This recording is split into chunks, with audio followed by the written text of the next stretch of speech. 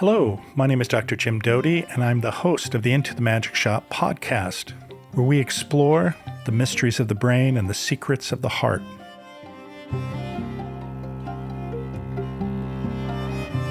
Hi, my guest today is Shauna Shapiro, PhD, a clinical psychologist and professor at Santa Clara University. She's also done an extraordinary TED Talk, which has been viewed by over 3 million people. And she's the author of multiple best-selling books, including Good Morning, I Love You, and the amazing children's book, Good Morning, I Love You, Violet. I hope you enjoy our conversation today. Thank you for listening. So, Shauna, it's great to see you. I think the last time we connected, where was it? Were we in... I was at Stanford. Our talk together. Yeah. Yes. I see the book was a great success. Of course, I'm talking about your wonderful book, Good Morning, I Love You. And it's still very popular, as I understand it. Yeah, it's really been extraordinary, the reach, and I've been so delighted to see these practices really benefit so many people. Well, in some ways, it's sad that so many people are suffering. Mm-hmm. What do you, and maybe in some ways this is repetitious or we've talked about this before, but what do you think it is so many people are having so many challenges in terms of anxiety, stress, depression, loneliness ultimately? Mm-hmm.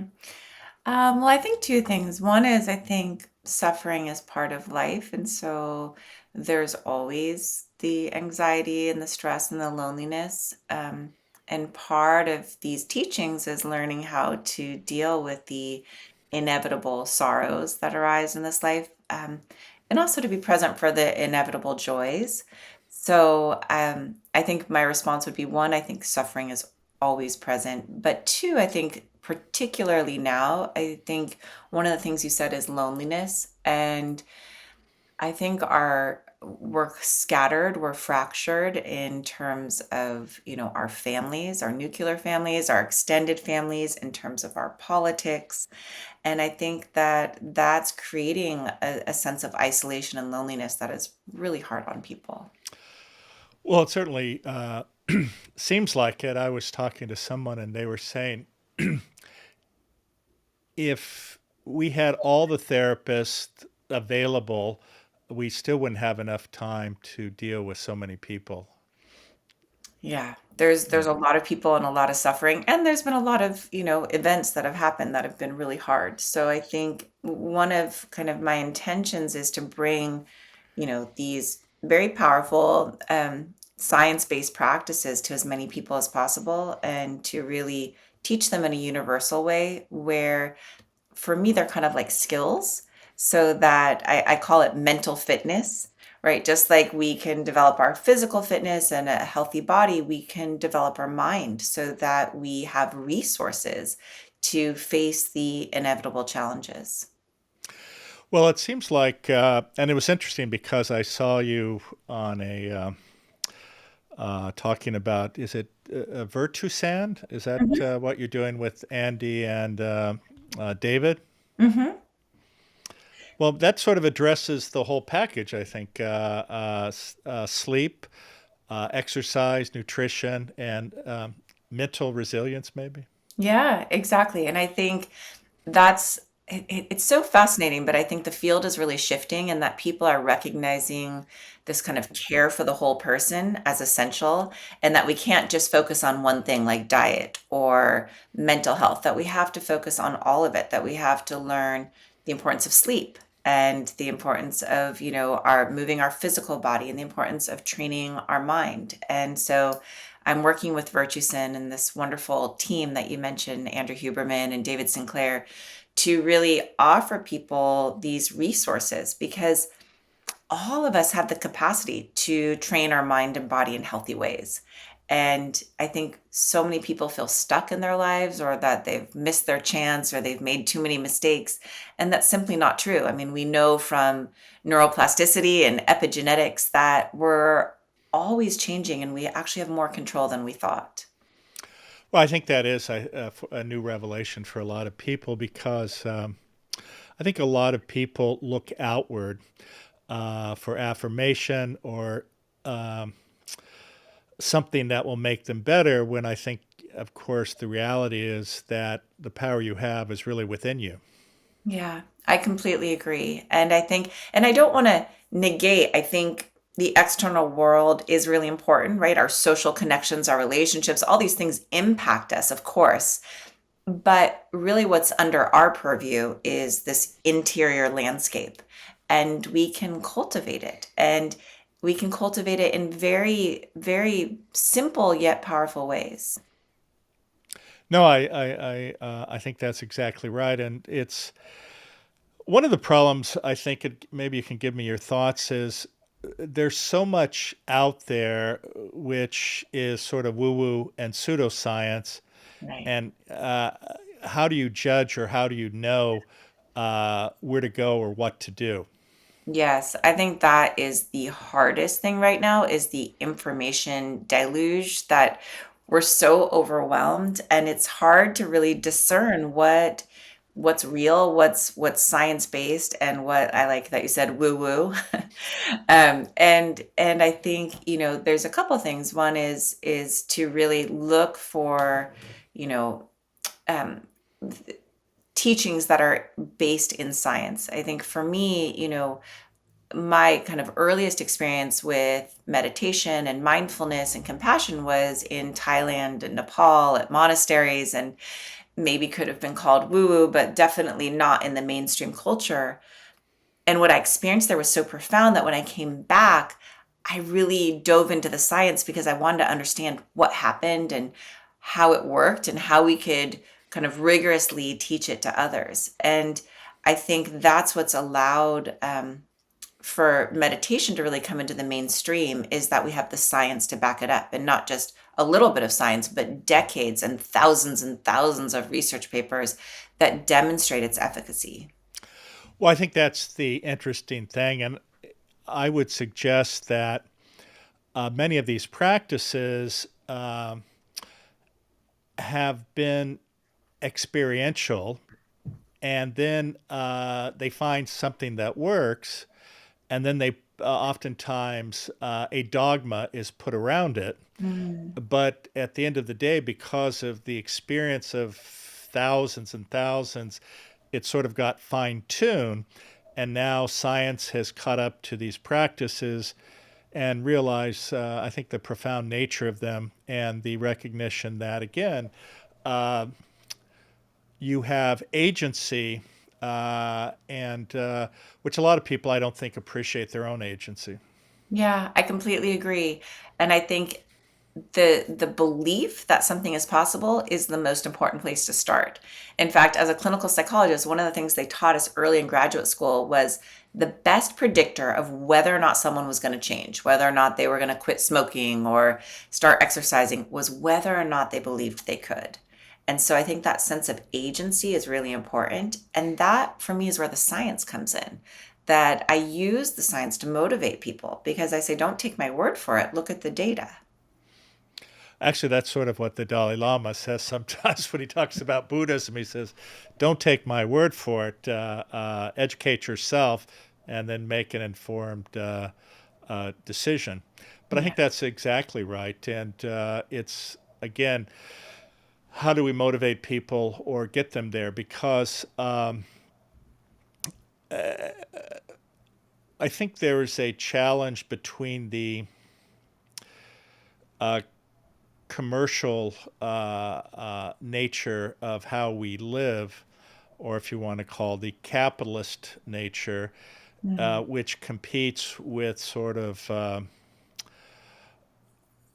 the good side. And I'm not trying to characterize capitalism as bad, but when it comes to ruthless capitalism, where everybody's trying to make a buck and they're self focused, which I think has become, unfortunately, a underlying medicine or a message within our culture because we continually preach about success, but unfortunately, for many, success in our society comes from the notion that once you reach a certain economic threshold or power position, that somehow that'll translate into happiness. And maybe you can give me your thoughts on that. I certainly have my own, but I'd love to hear what you have to say. Yeah, I agree that has become kind of the story that the culture and that our society has fed us. But what the data show, right, we're talking about science, is that most people have what's called a happiness set point, and that this doesn't change very much regardless if they win the lottery or have a huge success, or actually if they're in a terrible accident and become paralyzed, that we tend to revert back to our baseline level of happiness, and that external factors don't really shift it. What's so fascinating about these meditative practices is we can see how shifting the mind, changing the interior, the internal factors, actually can shift our baseline level of happiness.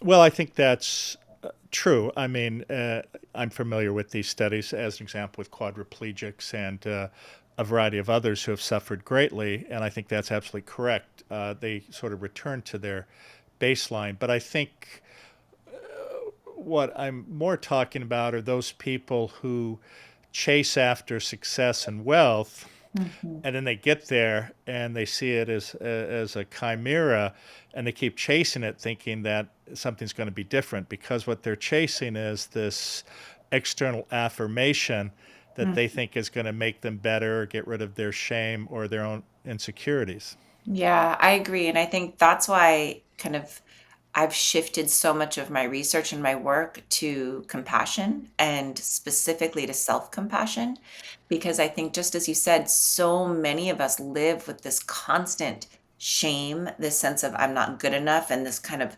drive to get external recognition to kind of fill the hole in ourselves. And what I've found in my own life and also as a clinician is that as we learn to love ourselves, as we learn to treat ourselves like we would treat a dear friend, that kind of urgency to receive love from the outside starts to quiet, and we're able to start to nourish ourselves. Well, in some ways, that's the point of Good Morning, I Love You, right? That is the point of Good Morning, I Love You. And in fact, that's why I titled it Good Morning, I Love You.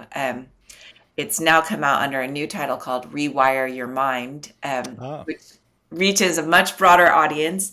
But the reason that I was so steadfast in my desire to call it Good Morning, I Love You is because that single practice changed my life in a way that nothing else has. That this ability to each morning greet myself with kindness, to say, Good morning, I love you, Shauna, instead of waking up with like all the negative thoughts and the fears and the anxieties, to just have that moment of kindness and to see how it ripples out into the world.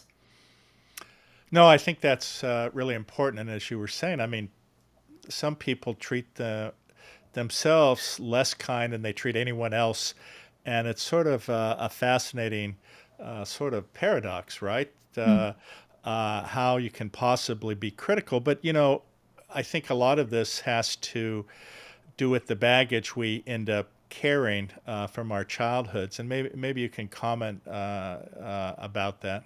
Yeah, I think so many of us kind of were ingrained with beliefs that were not our own, that were the sense of I need to achieve, to be loved, you know, constant kind of critical feedback. When a child receives negative feedback, I just actually learned this, that the first 7 years of life, our children's brains are in what's called a theta state, which means they're highly suggestible. They're basically hypnotizable.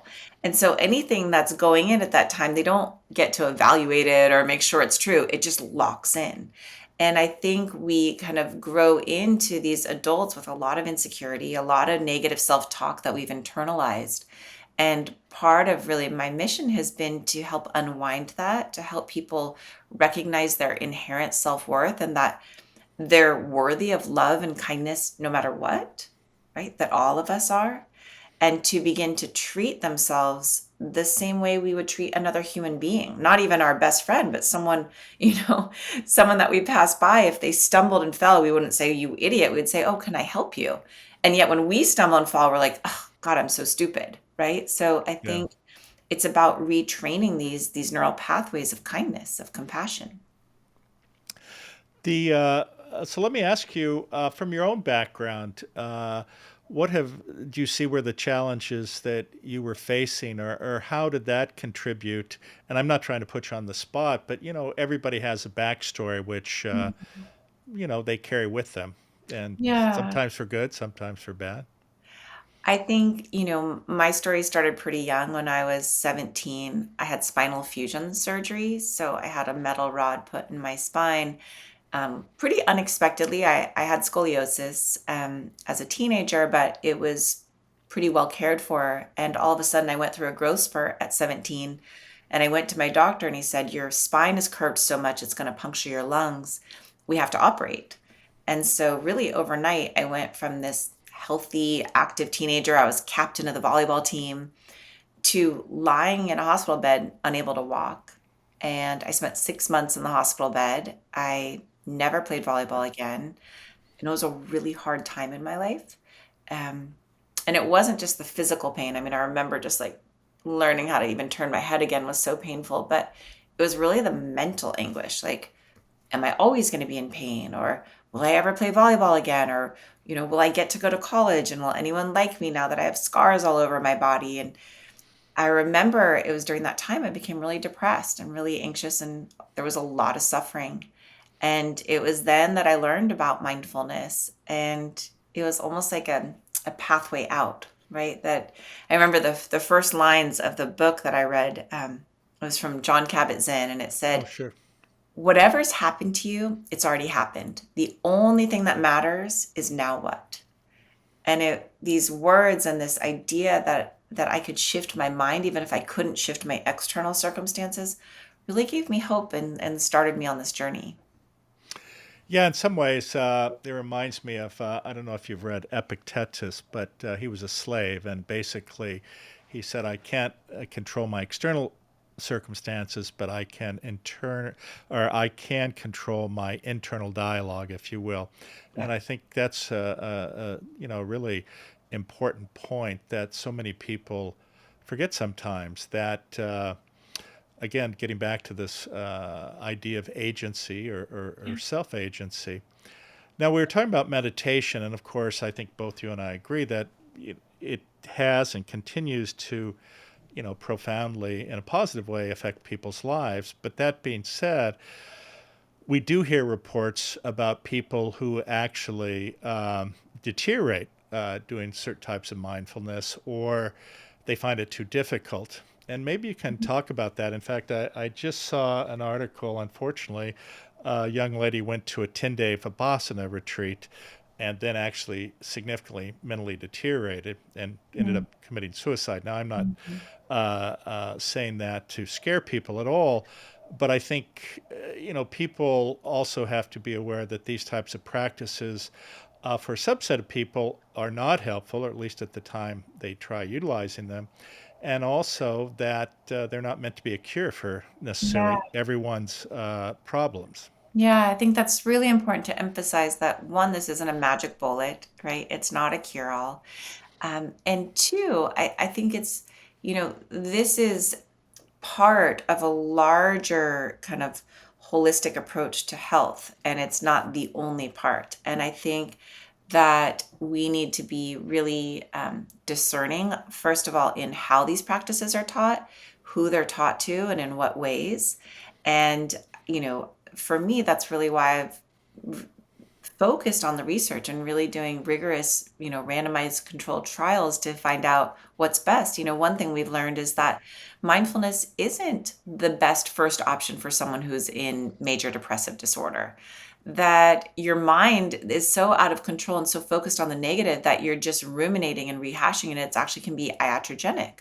And that what we found is that once you've been treated for depression and you've recovered, that mindfulness practices can prevent relapse by up to 78%. So we've been a little bit more nuanced in when is the best time to teach these and how. And I think that's really important that I think so many people have found benefit in these practices that they get kind of excited and they say, "Oh, this is going to save you." And I don't know. And as a scientist and as a clinician, I want to make sure that I'm doing everything I can to understand how to teach it, when to teach it, and to whom.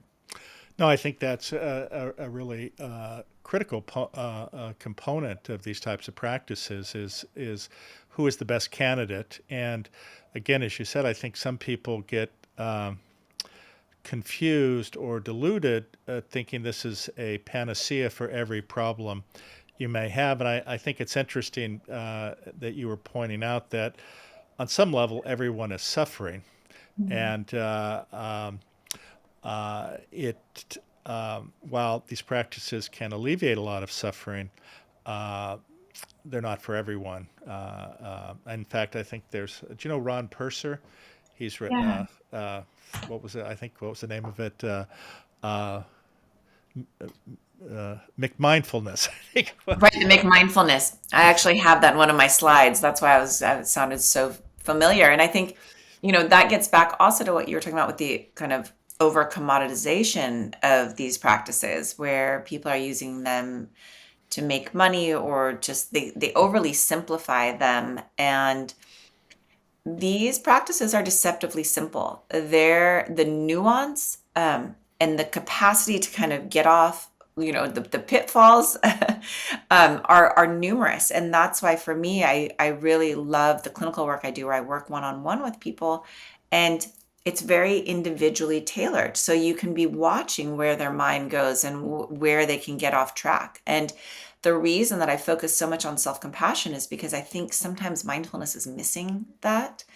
And it can be used as just one more way to beat yourself up, right? You're paying attention all day long and you're just like, I'm not doing this right, or I'm not good enough, or you're judging yourself. And I think the secret sauce really is to develop this kindness where you're actually on your own team as you pay attention. It's interesting you say that because I had a conversation, or actually a few, with John Kabat-Zinn, who, of course, is recognized for bringing mindfulness to the West. But my statement was, and one of the reasons we developed the programs we did at Stanford, or have done at Stanford, is because I believe in traditional mindfulness, there is a feeling that on a um, what's the word, a covert level, it has inherent compassion or self-compassion with it, but it's not explicit. And I Yeah. think that's really the key to much of this, because I think the body scan is great. The if you will, training your mind to be present. But unless you have these other two components, compassion, self-compassion, at least in my mind, I think that's where it can fail. I 100% agree with you. In fact, I've devoted my career to this because I believe that mindfulness is really composed of three elements. And the first is this attention or presence, which is what everyone talks about, but it's more nuanced. It's, why are you paying attention? What's your intention? What do you care about? What do you value? And also, how are you paying attention with this attitude of kindness and compassion? And that mindfulness actually is all three elements kind of synergistically co-arising. And if it's just about attention, this kind of cold, critical attention, it's not mindfulness. And I think that's where people get into trouble. And so really we've focused, in fact, I'm coming out with a new textbook on this model of mindfulness. John Kabat-Zinn wrote the foreword for the textbook that really elucidates for people this intention, attention, attitude. And you have to cultivate all three elements to really begin to have the benefits.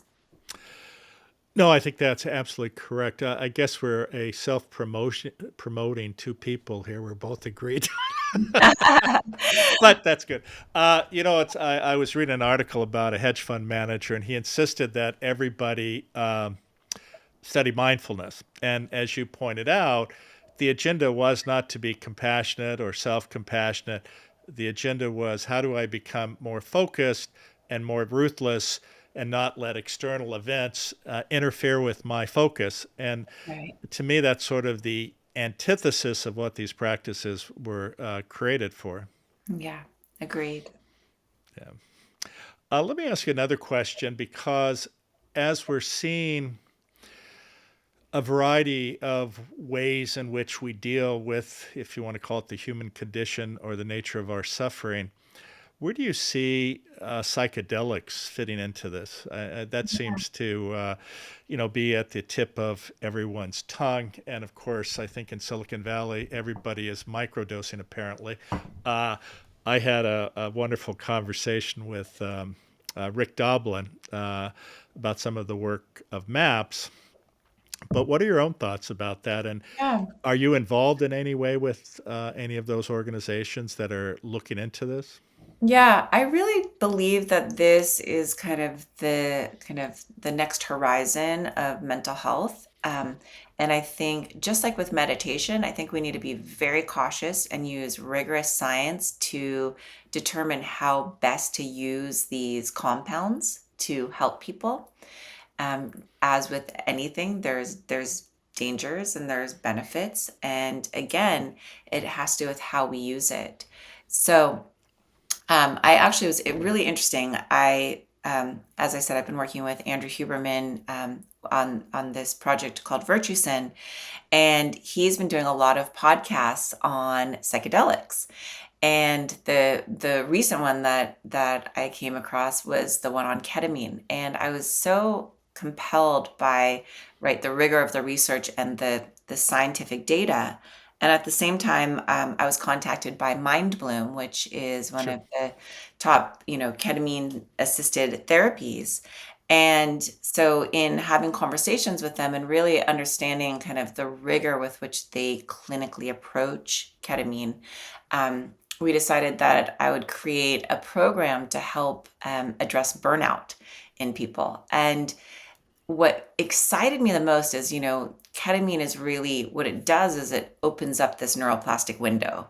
It gives you a bit of a different perspective on things and creates this opportunity. And so often people use ketamine, but then the most important parts are afterwards in the integration where you're carving out the new pathways, you're creating the learning. And so to integrate these science-based tools of mindfulness and compassion with this compound so that people can get the most learning from it. And so um, I created a program for burnout that will be paired with ketamine and to be used with professionals, to be used with other people. And I'm excited about it.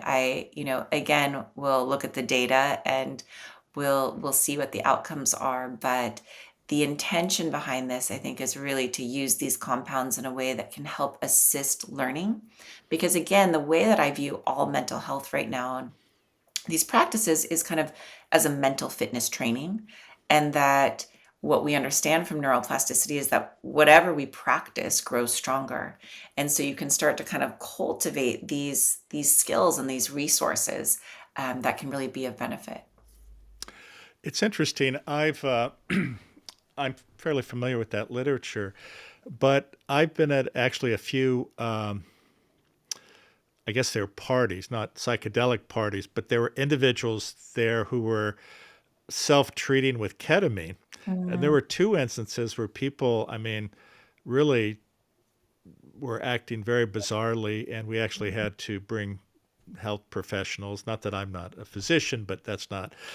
They needed mental health assistance, but sort of fascinates me that now it's being prescribed for a lot of depressed people, mm. who I think many of them have had issues either with excessive use of narcotics or opioids or some of these other agents. And it seems as though there's a group of people who view this either recreationally or as another form of numbing themselves. Yeah, and I think that's very scary and something to really pay attention to. Um, I, again, I feel like it's like if you take a knife, right? A knife can be used to stab someone and kill them, or it can be used as a scalpel to save their life in surgery.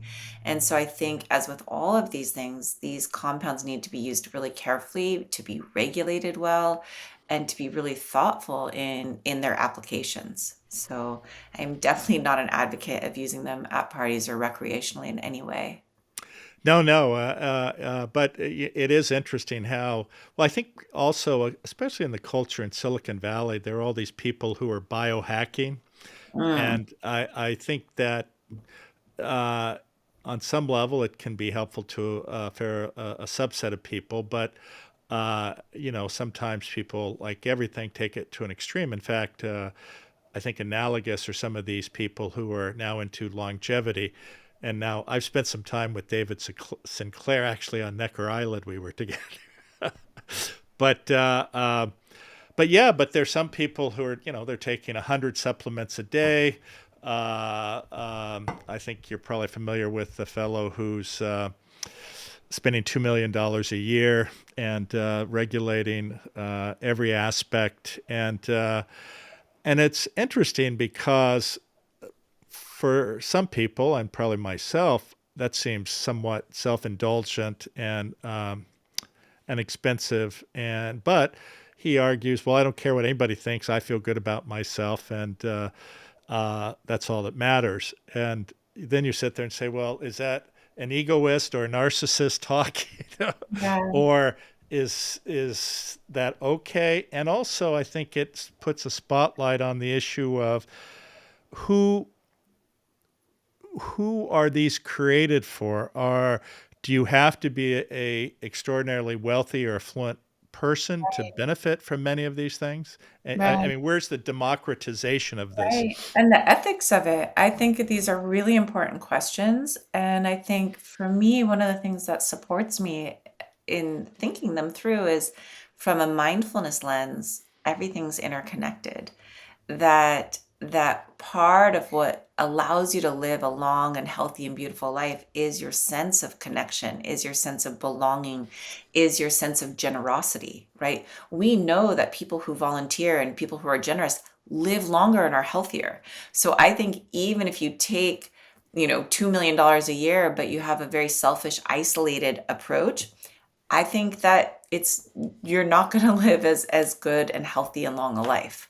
So I think that there's going to be checks and balances to this. I am gravely concerned that our healthcare system is really starting to get even more divided, and that to get good healthcare, you have to spend a lot of money. And I think one of my intentions in working with a company like Mindbloom or also with Virtusin, Virtusin is offering these technologies for free. And there is so much that people can do that can benefit them. Even just learning how to sleep, in a healthy way, how to practice good sleep hygiene, and to learn different body scans or meditative practices that help you sleep, or to hydrate, or to not drink diet sodas, to teach people ways to change their behavior so that, like we've talked about, they have more agency than we realize. It's interesting. I was having a conversation the other day with BJ Fogg, who I'm sure you know about his book Tiny Habits, but now there are a few others. But this idea of being able to change your behavior, because I think what happens with a lot of people, and I have to say I'm probably guilty of it, is yes, I'm going to do this, but I do it always extreme. Like, okay, now Right. I'm, and you're able to do it for a little period of time, and think, oh, damn it, I'm going to have some ice cream. And I think that understanding the power of, small changes, I think is really important. Absolutely. Shinzen Young was one of my early teachers, and he always would say subtle is significant, that these minor micro habits are significant. And in my book, I have a whole chapter called the 5% principle. And it's about how do you make micro changes? How do you practice 5% more? It's not, we have to really, I think, eliminate this myth of perfection and this idea that, it only counts if we do it exactly right. That, think about compound interest. If someone said they were going to give me 5% on $1 million for the next 20 years, I would certainly say yes, right? So we can make 5% shifts in our behavior that lead to significant outcomes. No, I think that is really a critical aspect, and not to feel that unless you go extreme, you're a loser or you're not really disciplined. And so I Mhm. think that's very important. And again, the other thing you emphasized, and I'm sure you're familiar with, what is it, the Harvard Adult Development Study by Robert Waldinger. Uh, yeah, I mean, this is where I think also people sometimes get confused because, we talk about the benefits that was it Bob Buettner talks about with longevity and the blue zones. Mhm. But clearly, the most important aspect, far beyond, let's say, the 10,000th Mediterranean diet cookbook to guide you along on your journey, is depth of relationships and human connections. And I think, that's something we always need to emphasize for people because, again, they read these articles that talk about aspects of this, whether Right. it's moderate exercise or moderate alcohol use or not smoking or eating this plant-based diet, but and I think The you whole alluded to picture. this. Yeah. Yeah, no, uh, but what I'm saying though, it's not to negate all of any of those things, but to recognize that doing those while you're completely disconnected from everyone is actually extraordinarily unhealthy. Absolutely. And that's why I think our relationship to ourselves is crucial. That in fact, one of my favorite, and I'm sure you're familiar with this, but in Tibetan, the word for compassion always includes oneself. And if you don't include yourself, it's considered incomplete or not really even compassion. That if we're doing all the right things with the wrong attitude, it's not going to have the same impact. And that's why for me, this teaching of this mindfulness with compassion kind of blended together is really at the foundation of everything. And then when I choose to eat healthy, right, I'm realizing I'm taking care of myself, and it's also rippling out into the world, that I realize everything I do has echoes in this universe, and that I'm never alone, that I'm completely interconnected. And that's always part of my choice, right? The way that I make choices and how to live. Um, it's interesting when you said you're not alone and we're all connected. I'm sure you probably read Scott Barry Kaufman's book on Transcend. The No, new I've never read oh it.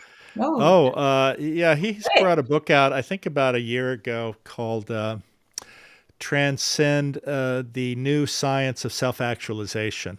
Mm, But the interesting thing about it was he became a fan of Abraham Maslow.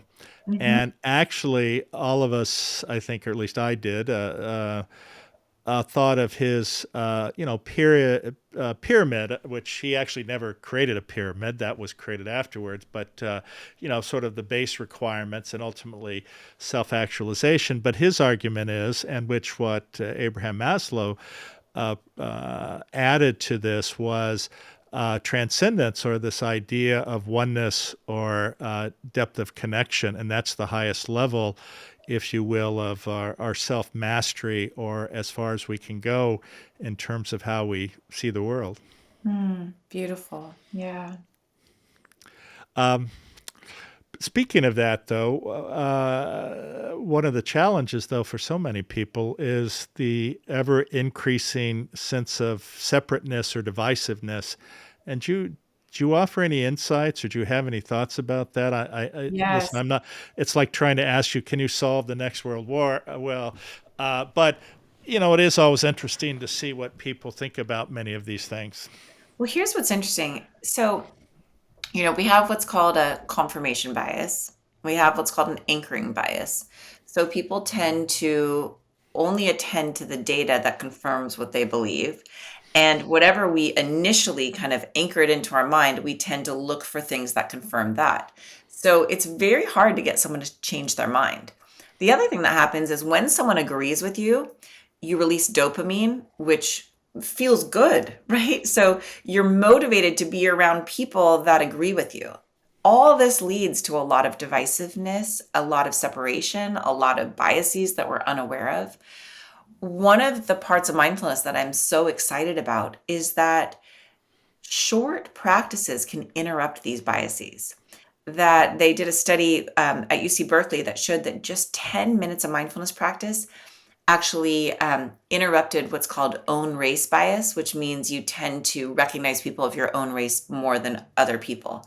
And I find that fascinating. So I think this is a new field that could really be helpful, is this ability to kind of suspend these biases and to truly listen to each other.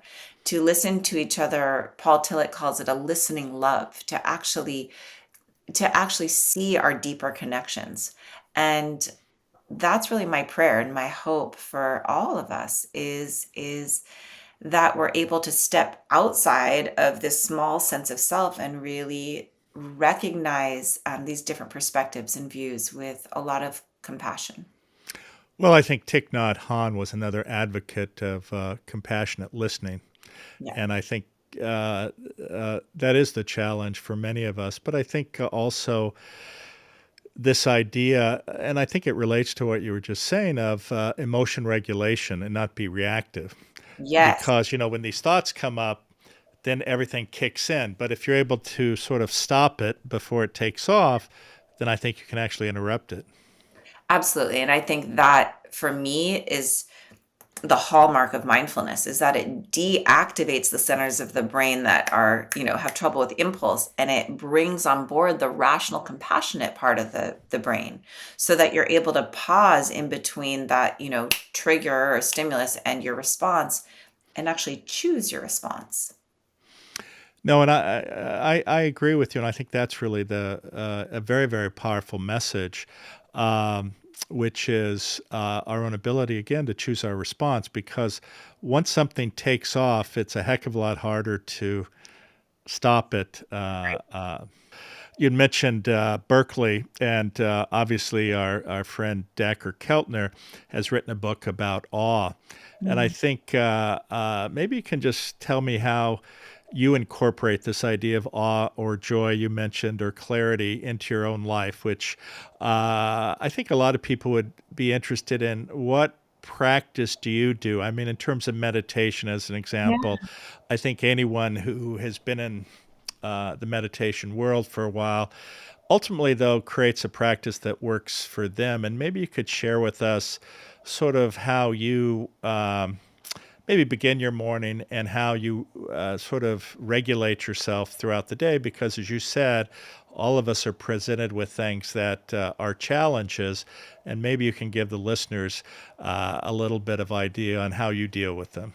Yeah, I'm so happy you brought this up, because I do think people mistakenly believe that mindfulness is just about stress reduction, but it also increases life's inherent joys, because when we're more present with them, we're able to really savor them. We're able to actually kind of make them part of our, overall chemical soup, right? So, um, I'm really glad you brought this up. And a couple practices I do.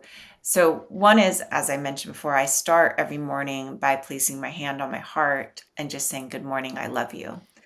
And first of all, placing your hand on your heart releases oxytocin. It's good for you, right? This kind of love hormone or safety. But two, it kind of begins the trajectory of my day in a positive way, reminding myself to be kind, right, to myself, and to have that extend out.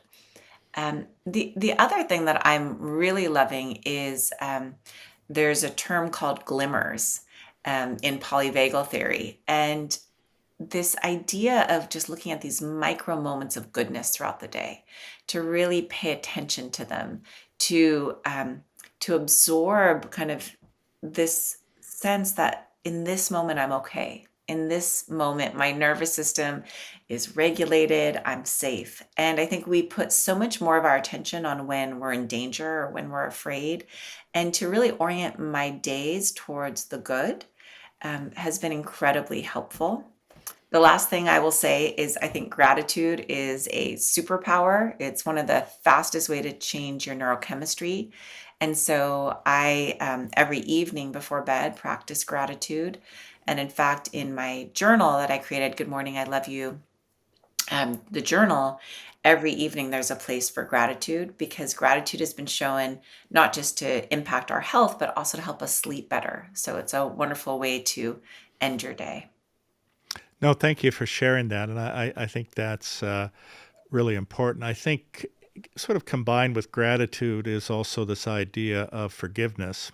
Mm. which I think is also important. I, Yeah. I think what a lot of people don't realize oftentimes is that they end up carrying baggage that's associated with somebody who they felt wronged them, or something happened which they attribute to that other person.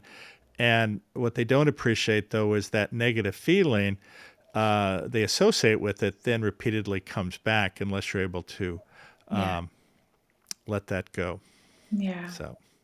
Mm. Well, Shauna, it's been great having you with me. Thank you for sharing your insight and wisdom. And maybe you can tell us, so the old book, Good Morning, I Love You, is now going to be called what? And then tell us the latest project. I know you mentioned Virtue Sand, but any other exciting projects you're doing or things we should look Yes. out for? Well, I'm very excited to share. I have a new children's book that is out. It's called Ah, Good Morning, I Love You, Violet. And it's about a young girl's journey into self compassion and really learning how to not be so critical and negative of herself. And I'm not a children's book writer. And in fact, that's not my area of expertise. But as I've really learned more about neuroplasticity, the window of opportunity we have with our children is so extraordinary that I felt compelled to share these teachings. So that's been wonderful and very exciting, this new children's book. And yes, and then I have my new textbook coming out, which I'm also very excited about because it's all of the extraordinary, shifts we've seen in the field of mindfulness, all of the science. And it's really heartening to see, how many universities and graduate programs are incorporating mindfulness and how it's really becoming a foundation, kind of the fabric of our mental health care. what is the name of the new textbook? The art and science of mindfulness. Ah, wonderful. Well, fantastic. Well, listen, thanks again for sharing your morning with me. And I suggest to all of our readers they pick up certainly Good Morning, I Love You. And tell me again what the new title is. Rewire your mind. Oh, Rewire Your Mind by Shauna Shapiro. So take care. And again, thanks everyone for being with us. Thank you.